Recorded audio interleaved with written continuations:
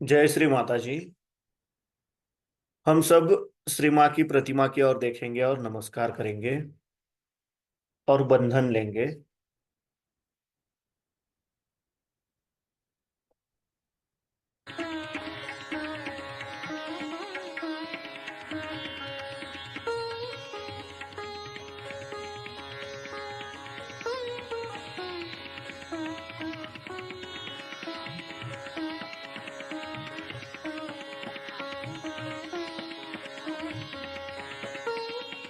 श्री माँ की प्रतिमा की ओर देखना है, श्री माँ की बिंदी की ओर देखना है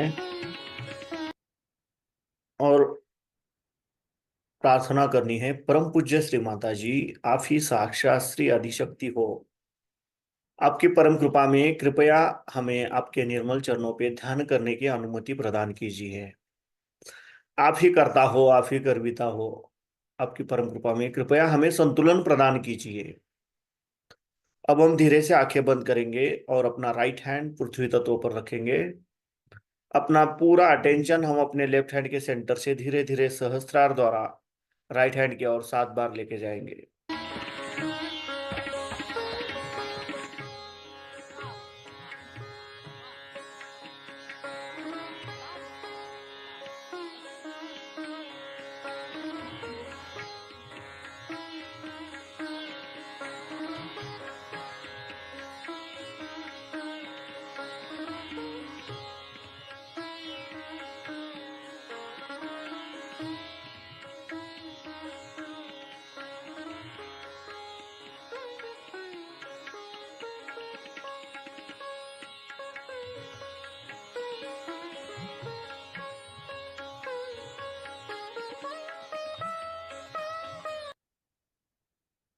परम पूज्य श्री माता जी, आप ही साक्षात श्री महाकाली हो।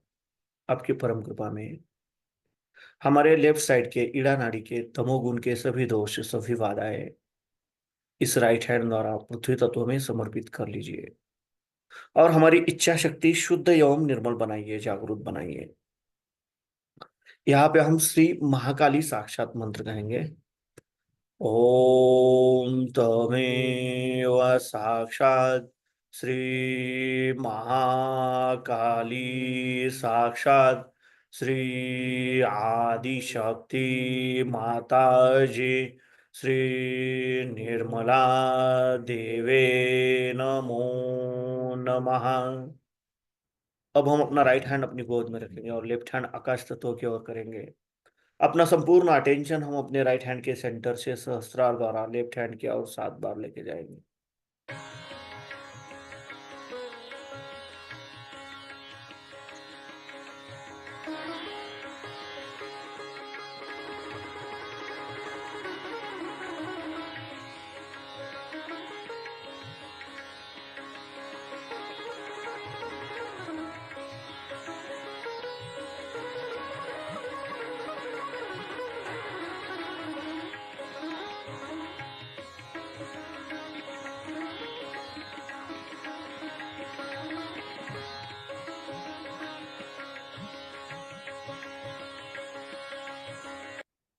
परम पूज्य श्री माता जी, आप ही साक्षात श्री हनुमान जी हो। आपकी परम कृपा में कृपया हमारे राइट साइड के पिंगला नाड़ी के रजोगुण के सभी दोष सभी बाधाएं इस लेफ्ट लेफ्ट हैंड द्वारा आकाश तत्व में समर्पित कर लीजिए और हमारी क्रिया शक्ति शुद्ध एवं निर्बल बनाइए, जागृत बनाइए। श्री हनुमान जी साक्षात।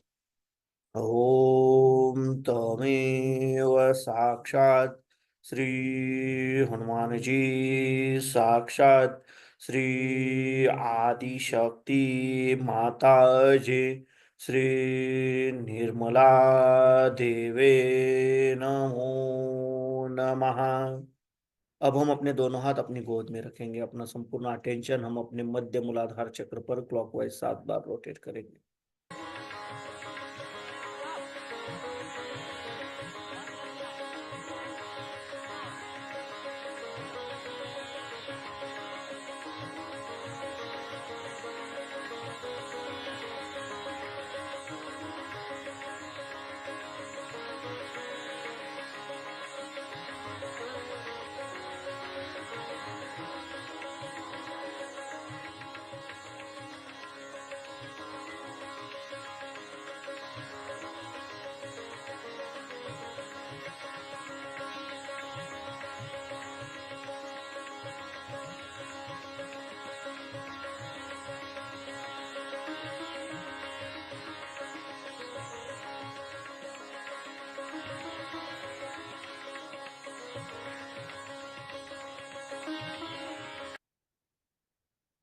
परम पूज्य श्री माता जी, आप ही साक्षात श्री निर्मल गणेश हो।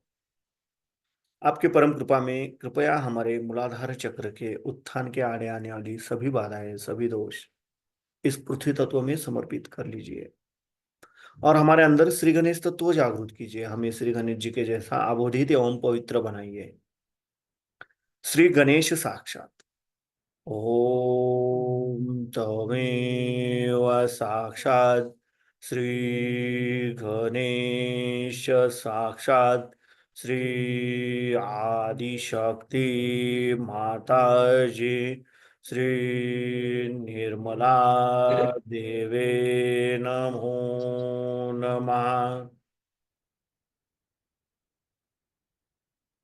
अब हम अपना राइट हैंड अपनी लेफ्ट स्वादिष्ठान चक्र पर रखेंगे।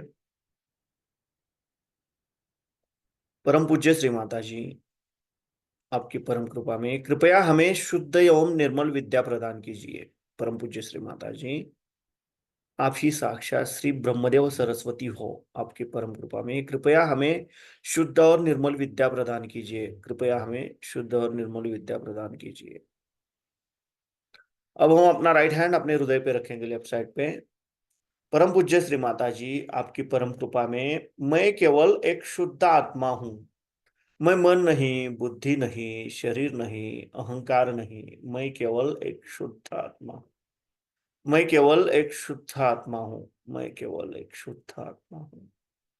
अब हम अपना राइट हैंड अपने आज्ञा चक्र पे, जहां पे हम बिंदी लगाते हैं वहां पे रखेंगे। परम पूज्य श्री माता जी, आपकी परम कृपा में मैंने सबको क्षमा कर दिया है। मेरे मन में किसी के भी प्रति द्वेष भावना नहीं है। मैंने खुद को भी क्षमा कर दी है और सबको क्षमा कर दी है। कृपया हमें सदैव क्षमाशील बनाए रखिए। अब हम अपना राइट पाम अपने सहस्त्रार पे रखेंगे और धीरे धीरे क्लॉकवाइज 7 बार रोटेट करेंगे।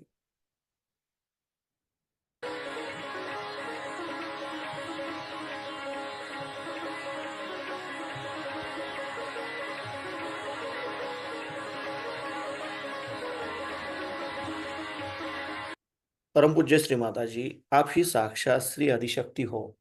आप ही साक्षात श्री सहस्रार स्वामिनी हो। आपके परम कृपा में कृपया हमें निर्विचारिता प्रदान कीजिए। अब हम अपने दोनों हाथ अपनी गोद में रखेंगे, अपना संपूर्ण अटेंशन अपने दोनों हाथों के सेंटर पे और सहस्रार में केंद्रित करेंगे और इसी अवस्था में हमें श्री माता जी की अमृतवाणी ग्रहण करनी है।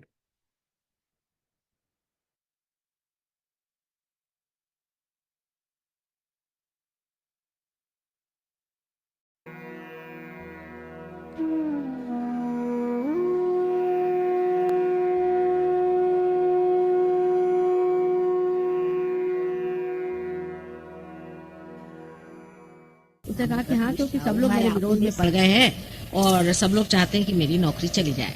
अब नौकरी भी एक चीज होती है मनुष्य के लिए, उसके क्षेम की एक स्थिति होती है। उसके बाद में कहने लगे कि शाम को 5 बजे उन्होंने आके बताया कि तुम्हें फिर से रीइंस्टेट कर दिया है। इतना ही नहीं, तुमको कंफर्म कर दिया। तो खुद बड़े आश्चर्य में पड़ गए। कहने पता नहीं कैसे सब लोग ने एकदम फेवर में ही बात करनी शुरू कर दी और उन्होंने उसको कर दिया। और उसने पूछा कि कितने बजे हुआ? कहने 2:15 पे ये बात तय हुई। तो जो साहब वहाँ उनके साथी थे उन्होंने भी टाइम देखा कि क्या बात है, समझ में नहीं आता, एकदम सबका मन कैसे बदल गया, सब इसी तरह से कैसे बोल रहे हैं। इस तरह से भी होता है। अनेक अनुभव आ सकते हैं कि रियलाइजेशन के बाद जो अनुभव लोगों को आए हैं वो इतने अधिक हैं कि अगर उनके संकलित करने बैठे हैं तो न जाने कितनी किताबें इस पे हो जाए और कितने ही लेख इस पे लिखने पड़े। बहरहाल एक किताब हमारे ऊपर एक स्विट्जरलैंड के महाशय हैं जो कि खुद स्वयं फ्रेंच जानते हैं लेकिन उन्होंने अंग्रेजी में प्रयत्न किए हैं लिखने के और एक किताब लिखी गई है। वो किताब हम लोग प्रकाशित करना चाहते हैं 27 तारीख को और उसमें चाहते हैं आप लोग सब वहाँ उपस्थित हों और वो पुस्तक देखें। उसमें उसने बहुत से ऐसे ऐसे अनुभव लिखे भी हैं और उसमें हिस्टोरिकली उसने सारा ट्रेस किया है कि सहज योग आज कौन सी स्थिति में पहुंच गया और क्यों लोगों को मास रियलाइजेशन हो रहा है। बड़ी सुंदर किताब है और बड़ी मेहनत की है और मैंने भी उसे काफी देखा हुआ है। हालांकि मेरे पास टाइम ही नहीं रहता कि मैं कुछ पढ़ूं ज्यादा, पर उन्होंने काफी मेहनत की और बहुत विद्वान है, वो बहुत विद्वान है। और सोक्रेटिस से लेकर के और सारे उपनिषद आदि जो कुछ भी चीजें हैं सबको लेकर के उन्होंने वो किताब लिखी है और अत्यंत सुंदर है। और उसमें गांधी जी के बारे में भी, उनका भी क्या स्थान था सहयोग के आने में वगैरह, बहुत अच्छे से किताब लिखी हुई है। और इस किताब के जो कुछ भी छपाई का जो कुछ पड़ा है उतना ही हमने कहा है दाम रखना चाहिए और उससे ज़्यादा चार्ज नहीं करना चाहिए। हालांकि लोग हमेशा हमें पढ़ाते रहते हैं कि माँ ऐसा करोगे तो कोई किताब ही नहीं खरीदेगा, सोचेंगे इतनी सस्ती किताब कैसी, इतनी सुंदर, इतनी बड़ी, और ये वो। लेकिन हम सबके पढ़ाई में आते ही नहीं, क्योंकि हम ज़रूरत से ज़्यादा इस मामले में स्वतंत्र हैं। तो इस तरह के अनुभव अनेक होते हैं। लेकिन आप अगर सत्य के पुजारी हैं और सत्य को खोज रहे हैं तो आपको पता होना चाहिए कि इससे उपलब्धि जो होती है वो परम सत्य की होती है। परम सत्य का मतलब होता है एब्सोल्यूट, उसमें रिलेटिविटी नहीं रह जाती, क्योंकि आप वो हो जाते हैं। जैसे आपके लिए अभी सत्य यही है कि ये कनात लगी हुई है, यहाँ लोग बैठे हुए हैं, और जो कुछ साइंस वाइंस है ये सारा आपके लिए सत्य है। लेकिन जो परम सत्य है वो ये है कि परमात्मा की शक्ति सारे संसार में सत्ता है उसकी, वो संचारित है, अणु रेणु में भी वो कार्यान्वित है, और वो इतनी डायनामिक है और इतनी बारीक है, और उसका इतना कुछ काम कमाल का है। वो सोचती है, समझती है और प्यार करती है। इतना ही नहीं, सारे ही संसार के जो कार्य हैं वो करती है। तो इस तरह की जो सत्ता है उसको प्राप्त होना, यही सत्य है। और उसको प्राप्त आप तभी होते हैं जब आप उससे कनेक्टेड हो जाते हैं। एक ये छोटा सा काम है कि आपको उस सत्ता से कनेक्ट किया जाए। हम तो जब से पैदा हुए तब से ही ये जानते थे, सब चीज, सब कुछ हमें मालूम था। लेकिन हमारे पिताजी जो कि स्वयं बहुत बड़े, हम कहते हैं कि बहुत बड़े साधु थे और जो कि बड़े पहुंचे हुए आदमी, उन्होंने हमसे बताया कि जब तक आप ऐसी कोई आमास व्यवस्था, सामान्य जन सामान्य की व्यवस्था नहीं खोज निकालिएगा, तब तक इस पे कोई सी भी बात करना, दूसरा एक बाइबल हो जाएगा, नहीं तो गीता हो जाएगी, और उसी पर एक से एक चीजें चलती रहेंगी और उस पे लोग टीका करते रहेंगे और कुछ समझ में नहीं आएगा, शब्द शब्द रह जाएंगे, और एक दो आदमी पार होने से कोई बात नहीं, क्योंकि उस वक्त तो उनके सिवा हम कोई दूसरा देख ही नहीं पाते थे कि जो पार है। इस वजह से इन्होंने कहा कि किसी को लोग समझ नहीं पाते और लोगों की बुद्धि में आने वाली बात नहीं है, इसलिए उनको अगर प्रबुद्ध किया जाए तो फिर ये चीज सबके समझ में आएगी। और ये होने का समय भी आया, और तुम इसीलिए संसार में आई हो और यही तुम्हारा करने का है। उनको स्वप्न वगैरह आए थे हमारे बारे में, हमारी मदर को भी बहुत स्वप्न आए थे, और उसी हिसाब से वो आखिर तक हमसे पूछते रहे कि क्या तुम्हें चीज मिली या नहीं मिली। और हमारी माँ भी उनके मृत्यु से पहले यही पूछती रही कि अब मैं तुम्हारे पिता से मिलूंगी तो मुझे बता दो कि तुम्हें वो चीज मिली या नहीं मिली। जब मैंने उनसे कहा कि हाँ मुझे वो चीज मिल गई है और उसका मैंने पता लगा लिया है, तो मैंने इस तरह से किया कि मैं स्वयं मनन में जा करके, और हर एक मनुष्य के मुझे कुछ ऐसे जीवन में संबंध रहे कि जन समुदाय से मेरा बड़ा संबंध रहा, क्योंकि मेरे पिता भी बहुत पुराने कांग्रेसी थे और मैं भी गांधी जी के साथ रही हुई हूँ, और वहां सब लोगों को देखने का मुझे मौका मिला। तो मैं मनन से, सूक्ष्म चित्त से हर एक आदमी की अंदर की भंगिमा देखती थी, अंदर उनके कौन सा प्रश्न है, उसमें कौन से प्रॉब्लम्स हैं, किस वजह से या आदमी जो है इस तरह से बना हुआ है, मैंने उसके परम्यूटेशंस कॉम्बिनेशंस क्या हैं। हजारों लोगों के अंतर में मैंने प्रवेश करके देखा कि इनका क्या प्रश्न है, उनका क्या प्रश्न है, कैसे, कौन सा इनमें गड़बड़ हो सकती है, कौन सी इनमें खामी हो सकती है, किस वजह से। क्योंकि जो रियलाइज सोल आता है संसार में तो उसके सामने कोई प्रश्न ही नहीं होता है, वो तो अपने मस्ती में रहता है, और दूसरा जो है वो अभी तक नीचे ही है, तो अब उसे किस तरह से ऊपर उठा जाए उसको प्रश्न हो जाता है। और वो अगर उसकी प्रकृति से मिलता जुलता हो तो वो प्रश्न आसान हो जाए। लेकिन इतनी परम्यूटेशंस एंड कॉम्बिनेशंस है मनुष्य की कि वो फिर ऐसा एक आध ही आदमी उसे मिलता था कि जो उसकी प्रकृति से निकटतम है, जो थोड़ी सी चीज करने से ही मेहनत से ठीक हो जाए। इसलिए लोग दो चार लोगों को ले करके जंगलों में रह करके और मेहनत करते थे, क्योंकि बगैर दान किए हुए इसमें आनंद नहीं आता है। लेकिन वो जो चीज उसको सर्वसामान्य होना भी जरूरी ही था, और मैं खुद इसको बचपन से ही जानती थी कि मुझे ये कार्य करने का है, चाहे कुछ भी हो जाए। और इसी प्रकार मेरे जीवन में, मेरे विवाहित जीवन में भी मेरा संबंध अनेक लोगों से आता रहा, और उसमें मैंने यही एक कार्य किया कि लोगों की अंदर से कौन सी प्रकृति के कारण, क्योंकि आप देखिए 3 प्रकृतियां मनुष्य में होती हैं और 360 डिग्री में ये 3 प्रकृतियां घूमती हैं। तो आप समझ सकते हैं कि मनुष्य में कितनी परम्यूटेशंस और कॉम्बिनेशंस हो सकते हैं, और उसी की छोटी छोटी चीज पे आप मनुष्य रुका हुआ है। जैसे कि एक आंख में तिनका चला जाए और सारा आकाश न दिखाई दे, ऐसा हो जाए। अब मैंने बहुत इस पर अत्यंत गहन मनन किया, बहुत ही तपस्या करी है, और उस पर बहुत ही ज्यादा मैंने ध्यान दे करके विचार किया कि आखिर मनुष्य में कौन सा ऐसा दोष हो जाता है। फिर मैंने देखा कि हर एक के दोष अलग अलग है, उनको कैटेगराइज कर लेना पड़ता है। अब जैसे आपके गुरु का दोष है, ये एक दोष, इसको भी कैटेगराइज करना चाहिए। गुरु भी ढंग ढंग के होते हैं, मतलब जो अगुरु, मैं इनको गुरु नहीं मानती, ये अगुरु है। गुरु तो बहुत ही कम होते हैं, बहुत ही कम। और पहले जमाने में जो गुरु होते थे, या भी ऐसे में जो गुरु मालूम है जो असल में है, वो लोग तो बिल्कुल नहीं चाहते कि कुछ करें, क्योंकि वो जैसे ही कुछ काम करने लगते हैं तो शिष्य लोग उन पे चढ़ बैठते हैं, या नहीं चढ़ेंगे तो उनको सताते हैं। अगर वो पृथ्वी पर उतर आए, मतलब जन्म ले या कुछ करें, तो बचपन से उनको तकलीफें होती रहती हैं। क्योंकि इसमें जब आप पार हो जाएंगे तो आपको पता होगा कि आपको खुद भी महसूस होगा दूसरों की तकलीफें, कैसे कैसे कहीं कुछ चटाक से एकदम पैर में चट से लग जाएगा, कहीं कुछ हो जाए थोड़ा थोड़ा।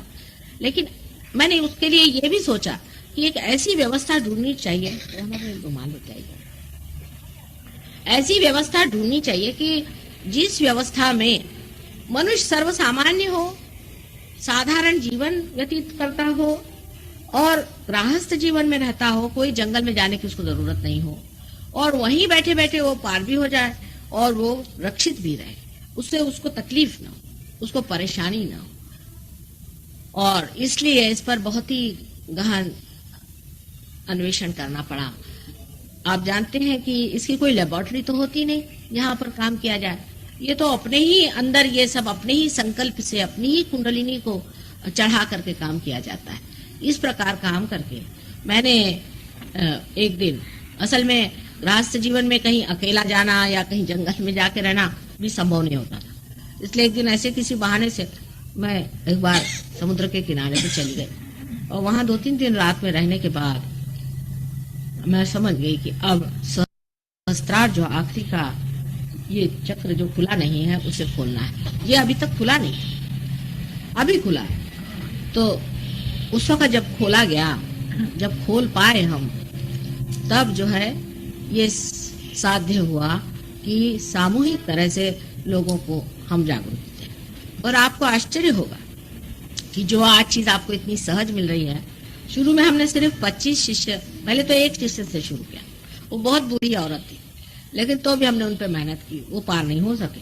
उसके बाद करते करते 25 सिर्फ हमारे पास शिष्य थे, और उन शिष्यों पे 2 साल तक लगातार मेहनत करने के बाद 2 साल तक कुल 12 लोग पार हुए। बड़ी मुश्किल से 2 साल तक मेहनत की, तब 12 लोग पार हुए, क्योंकि एकदम नई चीज है ये।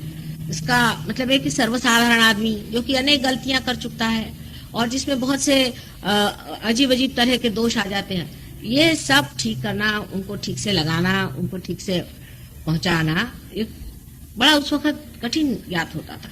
2 साल तक मेहनत करने पे 12 आदमी पार हुए, लेकिन वो 12 आदमी जो हुए हैं उनमें सफाई इतनी हो गई कि हमारे वो बड़े सॉलिड आदमी हैं।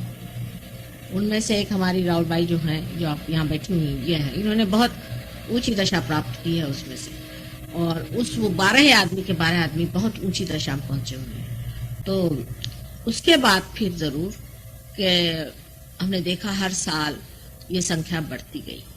इतना ही नहीं, जब ज्यादा लोग पार हो गए तो मानो जैसे कि उनमें से शक्ति वहन होने लगी, जैसे वो लोग शक्ति वाहिनी हो गए, और उसके अंदर से शक्ति बढ़ने की वजह से बहुत लोग आसानी से पार होने लगे।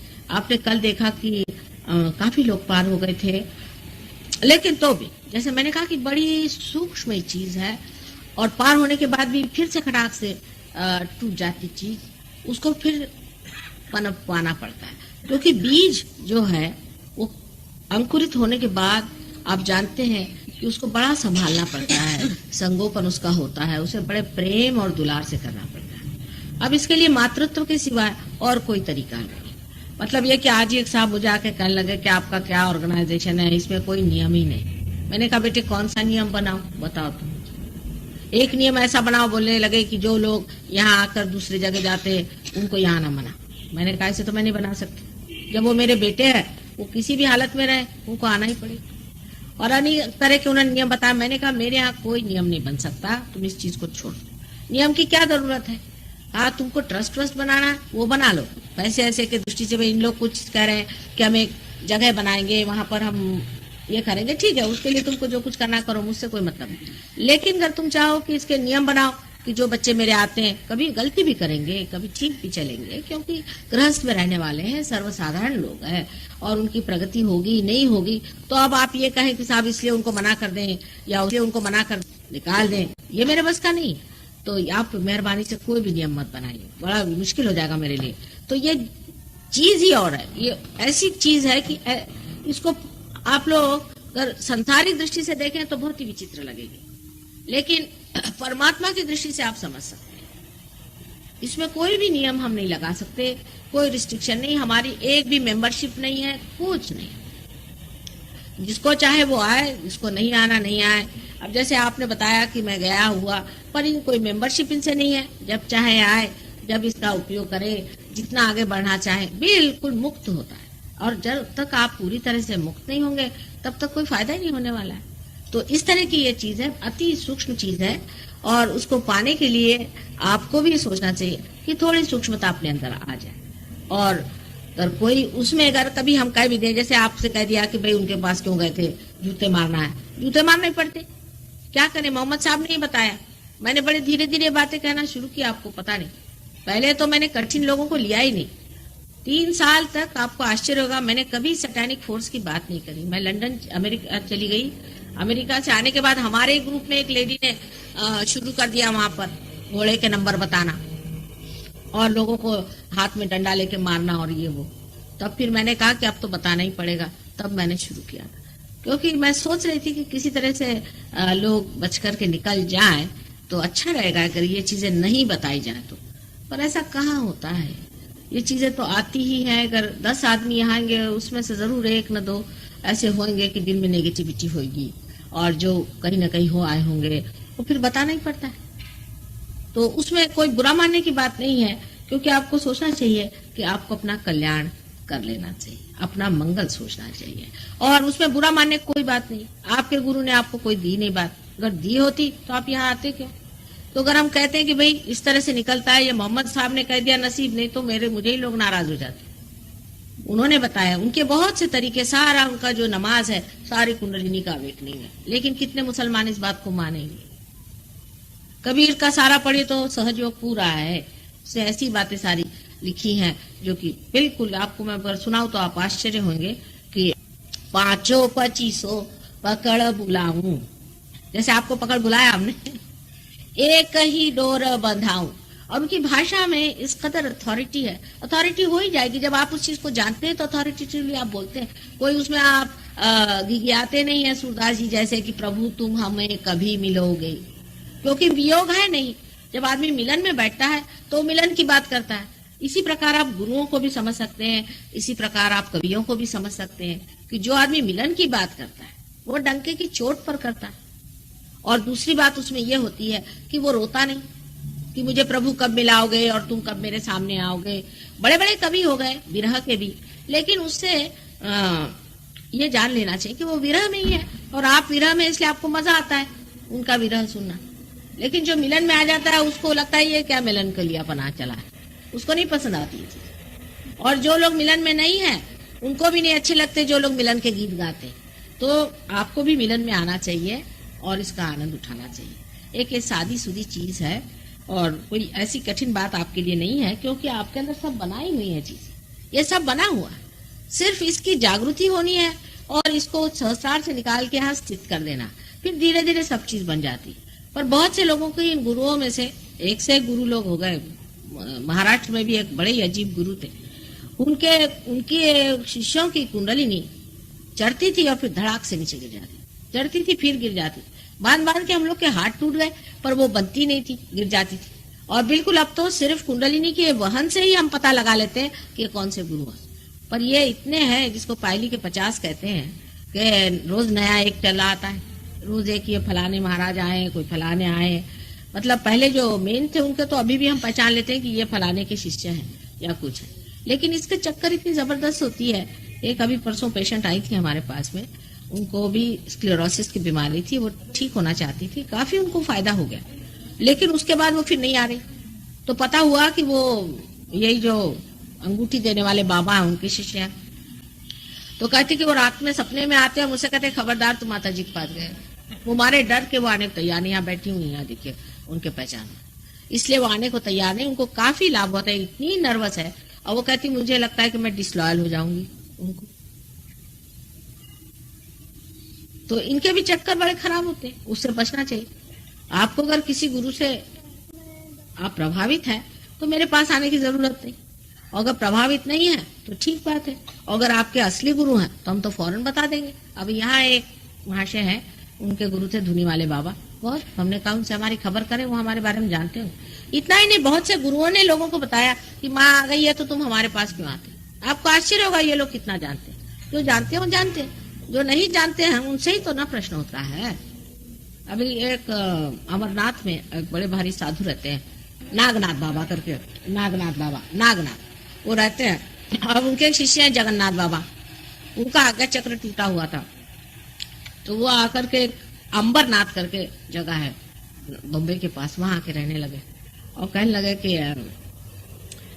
हम यहाँ रह रहे हैं, यहाँ पर माँ आने वाली है, तो हमारे गुरु ने भेजा है कि 12 साल बाद आएंगे। देखिए 12 साल जाके वहां वो तपस्या करके बैठे। उनको फिर पता हुआ कि हम, वो तो पता हो जाता है ना वाइब्रेशन से। हमारे एक शिष्य है हमारे शरयू, उनके पास गए, कहने लगे कि माँ कब आने वाली। उन्होंने कहा कि 12 साल बाद आएंगी, ऐसा कहा था गुरु ने हमारे, तो कब आने वाली है। अब तो 12 साल पूरा हो गया।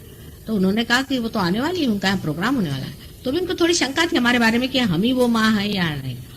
ऐसे लोगों की दृष्टि वगैरह बहुत अच्छी हो जाती है, खासकर आज्ञा जिनका टूट जाता है उनको बहुत कुछ दिखाई देता है। तो वो आकर के बैठे थे हॉल में, उनको स्टेज वेज पे बिठाया था। जैसे हम अंदर आए तो उनका सारा जो कुछ भी शंका थी दूर होके वो सीधे मेरे पास सीधे। तो मैंने कहा क्या हुआ भाई, आपकी शंका को क्या हुआ। कहने लगा कि सबकी कुंडलिनी एकदम जैसे बच्चे स्कूल में नहीं खड़े हो जाते, ऐसे एकदम खड़ी हो गई जैसे आप आए। तो हम समझ गए कि यही है माँ और इसी के। पर अब मैं गुरु की बात बताती हूँ। तो मैंने उनसे कहा कि उनका हमारे आश्रम में आए माँ, तो मैं गई वहां मिलने। भाई मैं तो सबके पास जाती, आपको आश्चर्य होगा, मैं सबके पास गई। ये मुक्तानंद, रजनीश वगैरह सबको मैंने समझाने की कोशिश की कि तुम लोग क्या कर रहे हो। सारे गुरुओं से जाके मिलती हूँ, उनसे समझाती हूँ। उल्टे वो लोग फिर क्या कहते हैं कि वो हमारी शिष्या है, वो हमारे पास आई थी। इन बेवकूफों को क्या कहा जाए। तो जब उनके पास मैं गई तो मैंने कहा कि क्या बात है, आप क्यों परेशान हैं। तो कहने लगे कि मेरे 12 साल से मेरा आज्ञा चक्र पकड़ा है माँ, और मेरे गुरुजी ने ये कहा है कि 12 साल बाद माँ आएगी, वही ठीक करेगी, मैं तो तेरा ठीक नहीं करूँ। मैं कहा बड़े दुष्ट है तुम्हारे गुरुजी, 12 साल से तुम्हारा आज्ञा चक्र खराब है, मैं तो एक क्षण में तुम्हारा ठीक कर दूं, और एक क्षण में करूंगी भी, क्योंकि मेरे तो हृदय में पूरी समय लगा रहेगा कि उसका आज्ञा चक्र पकड़ा। भी यही देखिए आई मेरे पास में, माँ जल्दी से मेरा आज्ञा ठीक करो, मेरा पकड़ जाएगा। तो मैंने कहा कि अच्छा क्या बात है, क्यों ऐसे। कल वो गुरुजी भी हमारे आपसे मिलने आए। तो वहां पहुंचे हम जहाँ पे थे, तो बड़ा मान किया उन्होंने जो भी था। लेकिन मैंने उनसे पूछा कि भाई ये क्या बात है कि आप इनके आज्ञा चक्र को नहीं ठीक कर रहे। कल मैं क्यों करूं, मेरा किसने किया था, मैं सालों तक तड़पता रहा, तब मेरा क्यों नहीं आपने ठीक किया। मैंने ये किया वो किया, मेरी हालत खराब हो गई, मेरा आज्ञा चक्र किसने ठीक किया, मैं इसका क्यों करूं। आप माँ है, आप करो इनका ठीक। मैंने कहा पर कुछ तो दया करुणा होनी चाहिए। कल दया करुणा क्या करूं, अभी तो इसको मैं मारने वाला हूं पकड़ के। तो मैंने कहा क्यों भाई, आखिर क्या बात है। कल अभी मारा 2-4 चपेट बाहर। फिर मैंने पूछा क्या हुआ भाई, क्यों तुमको मारा। कहले माँ मुझे गंदी आदत है, मैं सिगरेट कभी कभी पी लेता हूँ। आपके आने से पहले मैं जरा नर्वस हो गया तो मैंने सिगरेट पी ली थी, तो इन्होंने इसलिए मुझे मारा कि आज माँ आने वाली है और तुमने आज भी सिगरेट पी। तो वो लोग भी जो हैं, गुरु भी जो हैं, वो भी बहुत ज्यादा खोजबीन करते हैं। इतना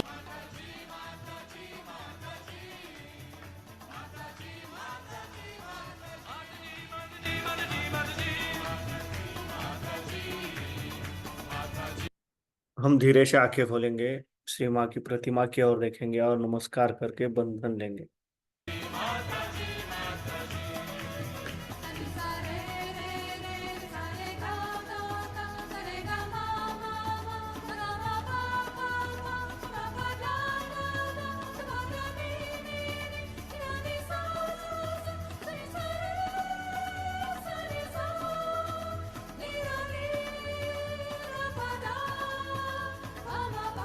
जय श्री महाराज।